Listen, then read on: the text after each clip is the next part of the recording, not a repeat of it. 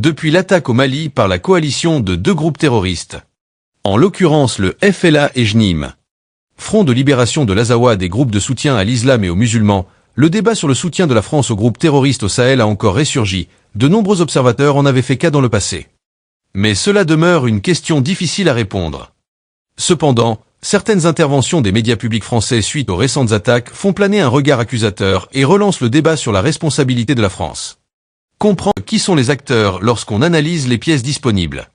Actuellement, de nombreux doigts pointent l'Ukraine et la France comme les deux grands soutiens européens du terrorisme dans le Sahel.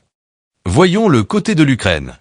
Tout d'abord, le 7 juillet 2024, un convoi de l'armée malienne a été la cible d'une embuscade près de Tinzaouatan ayant causé la mort de nombreux soldats maliens. Mais les faits ne s'arrêtent pas là aussitôt après les attaques. Tout d'abord, l'ambassadeur ukrainien au Sénégal avait publié sur la page Facebook de l'ambassade une vidéo de l'armée ukrainienne accompagnée d'un commentaire de soutien à l'attaque menée entre le 25 et le 27 juillet 2024 à Tinzaouaten contre les forces armées maliennes. Les autorités sénégalaises ont interprété cette publication comme une forme d'apologie du terrorisme et l'ont convoqué pour des explications. Également, Andriy Yussov, le porte-parole du renseignement militaire ukrainien, a déclaré que l'Ukraine avait fourni des informations ayant favorisé l'attaque lors des combats contre les forces armées maliennes à Tinzaouaten. Cette attitude a créé une rupture diplomatique entre l'Ukraine et le Mali. Cette rupture a répercuté au sein des autres pays membres de l'Alliance des États du Sahel, en l'occurrence le Niger et le Burkina Faso. De même, l'ambassadeur de l'Ukraine au Sénégal avait été convoqué par les autorités sénégalaises suite à ses propos revendiquant un soutien aux groupes terroristes ayant conduit l'attaque. Écoutons une interview publiée par l'ambassadeur de l'Ukraine au Sénégal. В регіоні буде менше. А те, що повстанці отримали необхідну інформацію і не лише інформацію, яка дозволить, що весь світ, в принципі, це можна коментувати.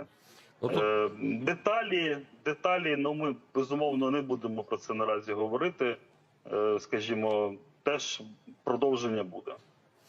Cependant, si le soutien de l'Ukraine aux groupes terroristes qui opèrent au Sahel a été déclaré publiquement, qu'en est-il donc de la France ? Qu'est-ce qui justifie ces accusations portées à l'endroit de la France ?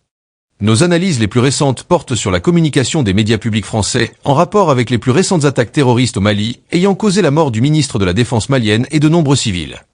Les médias français ont été accusés d'avoir fait la propagande des attaques terroristes ainsi que des groupes terroristes ayant opéré les attaques. L'un des plus flagrants a été l'accueil à Paris et l'accord d'une interview aux ententes de TV5 Monde, au chef du FLA, Bilal Argé-Achrif, l'une des coalitions terroristes ayant perpétré les attaques au Mali. Cette interview a servi comme une opportunité de justifier les attaques, de faire de la propagande et de motiver les combattants au front. Cette attitude des médias français a été jugée partisane des groupes terroristes par les internautes ainsi que les gouvernements du Mali, du Burkina Faso et du Niger. Cela a donc conduit à la suspension de nombreux médias français dans ces zones, principalement TV5 Monde, pour avoir donné une interview au porte-parole de l'un des groupes terroristes de la coalition ayant conduit ces attaques. Également, des médias français ont clairement avoué le rôle de la France dans le renforcement et l'expansion des groupes terroristes au Sahel et lié cette attitude à la perte d'influence française au Sahel, notamment au Mali, au Niger et au Burkina Faso où les forces françaises ont été chassées et la plupart des mines d'or et d'uranium, précédemment exploitées par des firmes françaises, ont été nationalisées. Écoutons quelques interventions des médias français. Au Mali, avant-hier encore, au moins 35 personnes ont été tuées dans 2 attaques menées par des djihadistes. Georges, la France a officiellement quitté le Mali, elle en a même été chassée. Et pourtant, vous nous révélez ce matin qu'elle agit toujours en sous-main, grâce notamment à de discrets relais au parcours particulièrement sinueux. Ça mérite quelques explications. La France, en effet, Thomas, n'a pas de soldats au Mali où depuis 15 jours, une alliance entre des djihadistes et des rebelles touaregs ont conquis plusieurs villes et cherchent à faire tomber une junte pro-russe qui ne nous aime guère. Et pourtant, d'autres militaires dans l'orbite de la France sont à l'œuvre. Il s'agit, selon une source sécuritaire française, d'unités du renseignement militaire ukrainien, le GUR, qui opèrent en coordination avec les rebelles touaregs. Et parmi ces unités, il y a quelques dizaines d'ex-légionnaires ukrainiens.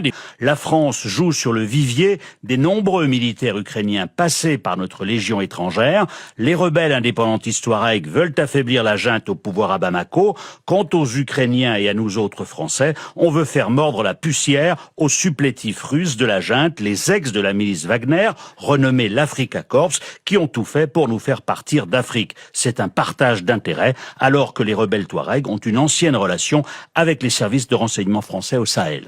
Cependant, tout ne s'arrête pas là car d'autres nouvelles arrivent encore.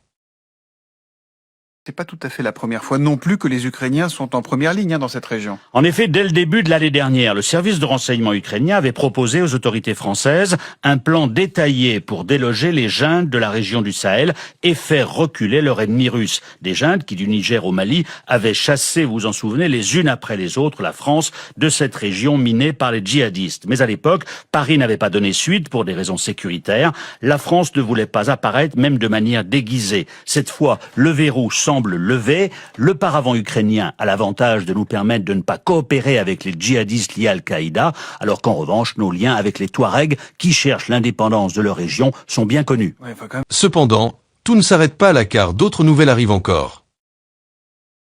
Le plus étonnant dans tout ce que vous dites, c'est que ce jeu d'alliance, il se fait au final au profit des djihadistes. Vous avez commencé votre propos en disant que les rebelles et les djihadistes sont alliés en ce moment. C'est un jeu d'alliance surprenant, c'est vrai. Sans remettre à des Ukrainiens qui aident des rebelles Touaregs associés à des djihadistes qui sont nos ennemis, on est dans la froide réalité du terrain. Cela s'appelle hiérarchiser ses ennemis en vue de parvenir à un objectif commun. Ce jeu de billard à plusieurs bandes avait été repéré et dénoncé l'an dernier par plusieurs pays du Sahel, mais sur le terrain, interrogé hier soir, le ministère des Armées à Paris nous a répondu que si les militaires ukrainiens avaient quitté la Légion étrangère pour servir l'Ukraine de la manière qu'ils jugent utile, la France n'avait pas d'autre commentaire à faire. Oh, c'est un monument de langue de bois, ça, comme réponse que c'est obtenu du ministère des Armées. Merci beaucoup à vous. Cependant, tout ne s'arrête pas là car d'autres nouvelles arrivent encore. Le secrétaire général du FLA, Bilal Argé-Chérif, a été également reçu en audience sur la chaîne saoudienne à la date. Le Mali semble être la cible d'une coalition intercontinentale. Restez abonnés si vous ne l'êtes pas, restez informés sur les analyses politiques d'Afrique et du reste du monde et laissez votre commentaire et partagez.